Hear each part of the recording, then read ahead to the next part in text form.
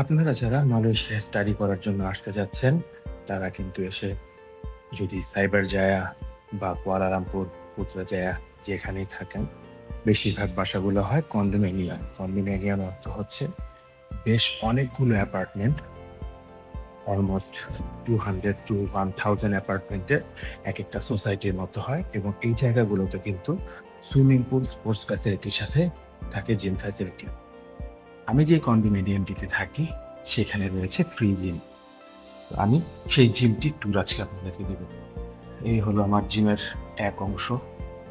১ম এ এখানে leg এক্সারসাইজের equipment আছে দেখতে পাচ্ছেন। এখানে ম্যাট বিছানো আছে। আছে ম্যাগনেটিক সাইকেল, ডিফারেন্ট ধরনের সেটআপ সহ আরো একটি সাইকেল এখানে রয়েছে।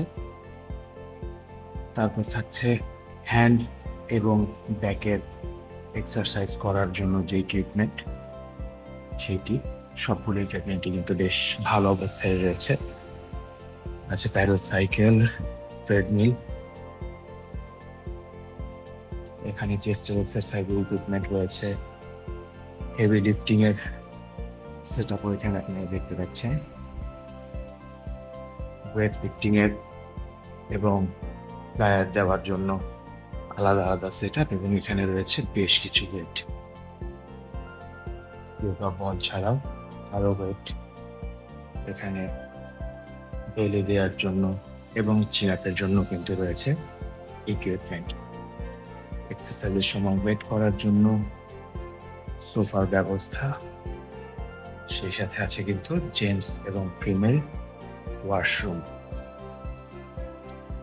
প্রতিটি ইকুইপমেন্টের উপরই আলাদাভাবে ফ্যানের ব্যবস্থা আছে এবং সেছাড়াও কিন্তু সেন্ট্রাল এখানে করা রয়েছে। যদিও এখানে ট্রেনার রেগুলার থাকে না, এখানে এন্ট্রি করে আমরা সরাসরি এক্সারসাইজ করা শুরু করতে পারি এবং শেষ করতে পারি।